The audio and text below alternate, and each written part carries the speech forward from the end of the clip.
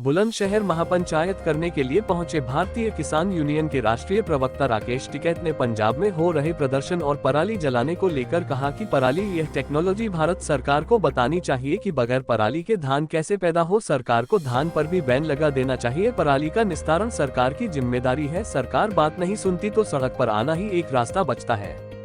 वहां से आवाज सरकार तक जल्द चली जाती है। एक बड़ी साजिश है। वहां की सरकार के पीछे भारत सरकार भी है, जो ये भी चाहती है आंदोलन यहाँ सबसे ज्यादा हो। पंजाब में धान की खरीद भी नहीं हो रही है, ये भी एक बड़ा सवाल है। ओम प्रकाश राजभर के सवाल को लेकर बोले, उत्तर प्रदेश में जैसे गन्ना समिति का चुनाव हुआ ऐसे ही सरकार बन जाएगी। आने वाले समय में चुनाव बचेगा ही नहीं। जैसे कोरिया में पर्चा भरा जाता है और चुनाव हो जाता है, भारत में भी ऐसा ही होगा।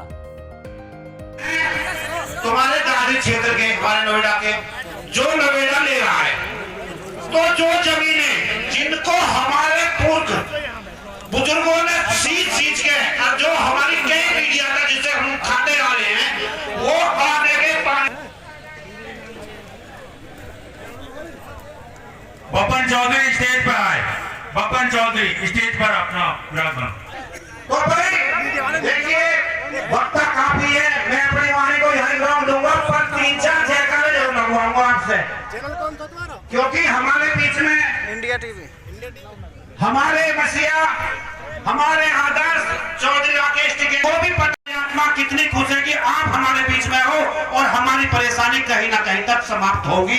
क्योंकि अगर सरकारें डरती हैं, अगर सरकार का लोहा लिया है और 13 महीने आंदोलन करके इस तानाशाह सरकार के कानून वापस कराए हैं, तो वो शख्सियत और नहीं चौधरी राकेश टिकैत है।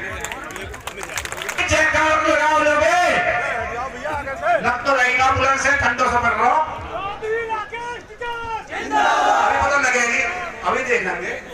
लगा दो भाई जयकारा, ठीक है तो देख ले। ये जो गमछा है, टोपी हरी है, यहाँ डरिया को है और यह जयकारे को है, क्योंकि बाबा टिकैत नहीं हमें आवाज दी भाई।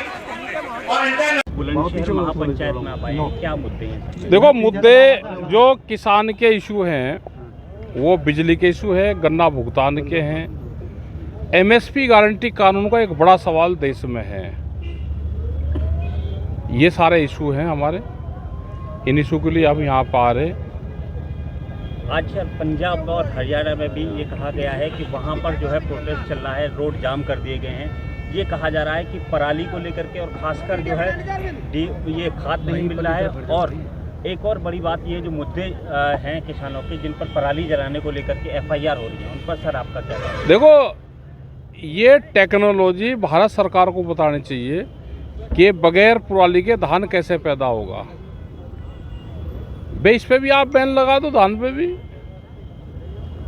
इसका परमिट दो, बैन लगा दो धान पे।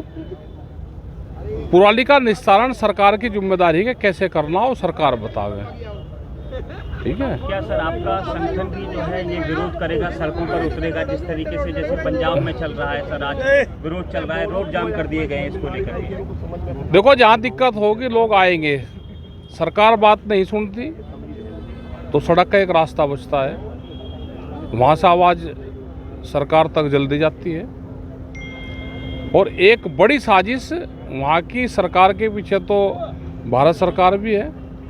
वो भी चाहती है कि आंदोलन यहाँ सबसे ज़्यादा हो, सरकार यहाँ की बदनाम हो, क्योंकि खरीद का वहाँ पे धान की खरीद भी नहीं हो रही। वो भी एक बड़ा सवाल है। सर, कल एक उत्तर प्रदेश के मंत्री आए थे, पंचायती राज मंत्री, उन्होंने कहा है कि 2027 में चुनाव ही नहीं होगा, यही सरकार बनेगी दोबारा। अब जब इतने भविष्यकारी करता है, बन जाएगी जैसे यहाँ गन्ना समिति में हो, यहाँ ऐसे ही हो जाएगी। आने वाले टाइम पर तो चुनाव बचेगा ही नहीं, यहाँ नाम का बचेगा। जैसे कोरिया में है, पर्चा तो भर जाता है, लोकतंत्र है, लेकिन चुनाव, इसको चुनाव कहोगे क्या जो चुनाव हो रहे हैं यहाँ पे?